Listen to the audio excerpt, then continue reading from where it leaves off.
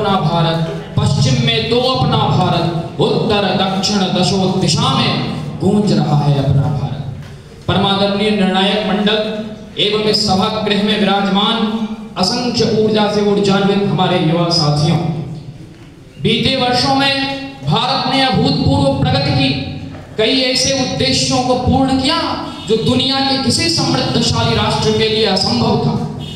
कई ऐसे कार्य को पूर्ण करने हैं, कई ऐसे कीर्तिमान गढ़ने हैं जिससे 2047 तक हम एक सशक्त और समृद्ध भारत का निर्माण कर सकें। माननीय महोदय, आज दुनिया के देश भारत की ओर आशा और अपेक्षा बड़ी दृष्टि से देख रहे हैं। बड़े बड़े देश भारत का अनुकरण कर रहे हैं। इस स्थिति में हम जब भारत विकास के पथ पर द्रुत गति से गतिमान है तो हम किसी भी अवरोध को स्वीकार नहीं कर सकते, हम किसी भी बाधा विघ्न को सहन नहीं कर सकते।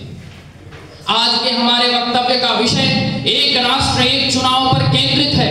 माननीय महोदय, यह कोई नया विषय नहीं है, यह कोई नई विचारधारा नहीं है।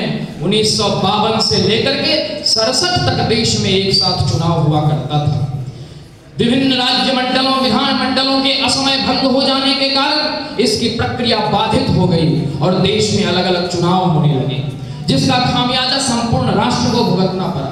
महोदय, जब देश में अलग अलग चुनाव होते हैं तो एक लंबी आदर्श आचार संहिता लगाई जाती है, देश का आम जन प्रभावित होता है, बड़ी बड़ी प्रशासनिक मशीनरियां, सुरक्षा बलों और शिक्षकों का अधिकांश समय उसी में नष्ट हो जाता है, सरकार की नीति निर्धारण क्षमता प्रभावित होती है और विकास कार्य अवरुद्ध होता है।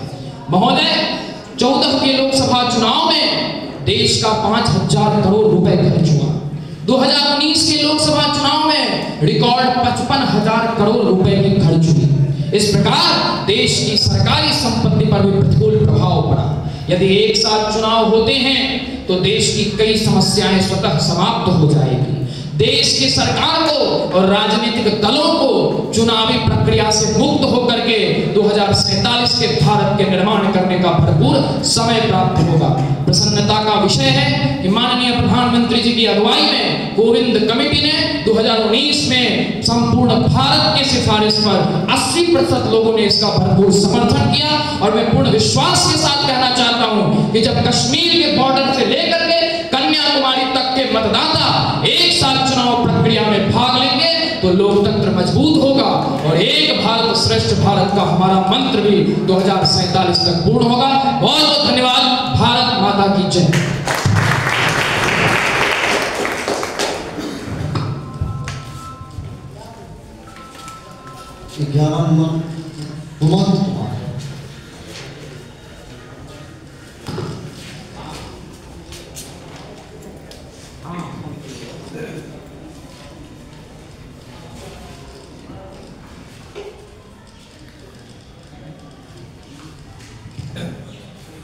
मैं सुमंत कुमार मधेपुरा जिला के डीपी कॉलेज का हिस्ट्री ऑनर्स का एक छात्र हूँ। आज का चुनाव है, आज का मुद्दा है एक राष्ट्र एक चुनाव। हमारे केंद्रीय कानून मंत्री श्री अर्जुन राम मेघवाल जी के द्वारा 129वां संविधान संशोधन विधेयक पेश किया गया। इसी को एक राष्ट्र एक चुनाव के रूप में जानते हैं। एक राष्ट्र एक चुनाव का अर्थ यह है कि एक ऐसी चुनावी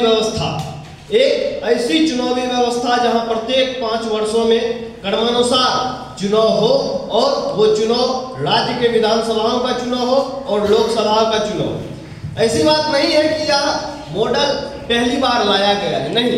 जब हम स्वतंत्र हुए थे उसके बाद जो हमारा पहला चुनाव हुआ 1951-52 में, वहीं से एक राष्ट्र एक चुनाव का कार्यक्रम शुरू हो गया। वह पहला एक राष्ट्र एक चुनाव था। उसके बाद 1957, 62, 67 तक इसका क्रम बना रहा। किंतु हुआ क्या, 1968-69 में कुछ राज्य का विधानसभा का पूर्व विघटन हो गया और उसके बाद 1970 में स्वयं लोकसभा का पूर्व विघटन हो गया, जिसके फलस्वरूप एक राष्ट्र एक चुनाव का कंसेप्ट वहीं पे धूमिल हो गया। लेकिन चुनाव आयोग के द्वारा इस अवधारणा को पुनः 1983 ईस्वी में पेश करने की कोशिश की गई, किंतु यह भी असफल रही, जिसकी प्रक्रिया वर्तमान में शुरू हो चुकी है। एक राष्ट्र एक चुनाव का उद्देश्य समय व संसाधनों अर्थात खर्चों का बचत करते हुए चुनावी प्रक्रिया को सुव्यवस्थित करना है ताकि देश में जो राजनीतिक गतिविधि हो रही है वह केंद्रित हो सके और एक निश्चित चुनावी प्रक्रिया के बाद देश का जो भी विकास कार्य है वह अनवरत रूप से चलता रहे। मैं इसका पक्षधर हूँ। इसके पक्ष में कुछ इस तरह से तर्क दिए जा सकते हैं कि पहला तर्क ये होगा कि चुनाव जब बार बार होते हैं तो बार बार आचार संहिता लागू करना पड़ता है, जिससे कि सरकार जो आवश्यक नीतिगत निर्णय लेनी होगी वह उसमें बाध्य हो जाती है, वह नहीं ले पाती है और देश का विकास कार्य भी बाधित होता है। दूसरा यह है कि इससे खर्चों में भी बहुत ज़्यादा बढ़ोतरी होती है, जैसा कि हमारे बहुत सारे भाइयों ने खर्चों के बारे में बता दिया है। इसके बाद जो शीर्ष नेता होते हैं, हमारे सुरक्षा बल होते हैं, हमारे सरकारी कार्यकारी जो भी होते हैं, सबका ध्यान केंद्रित नहीं हो पाता है जब चुनाव बार बार होता है। लेकिन एक राष्ट्रीय चुनाव होगा तो सबका ध्यान केंद्रित होगा। इस तरह से जो है, और चौथा ये है कि इसमें दल बदल पर अंकुश लगेगा। और ऐसी बात नहीं है कि इसकी हानि नहीं है, कुछ हानि है। जिस तरह से विज्ञान हम लोगों के लिए वरदान है और थोड़ा इसकी हानि भी है, ठीक उसी प्रकार से इसमें भी है। तो उसके लिए हमारे पूर्व राष्ट्रपति श्री रामनाथ कोविंद की अध्यक्षता में 191 दिन का बैठक में 18,626 पन्नों का ये किया गया। उसके बाद इसके हानि को कम करने की कोशिश की गई। धन्यवाद। आप सभी से फिर यहाँ से परफॉर्म दिया जाए, आपका समय समाप्त है। उसके बाद स्वयं समाप्त कर 15 सेकंड पहले warning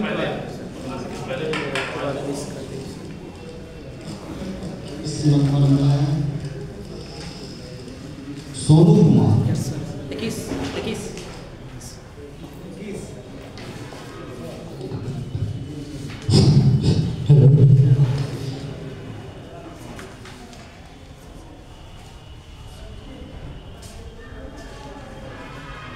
At first, rise, awake, and stop not until the goal is reached.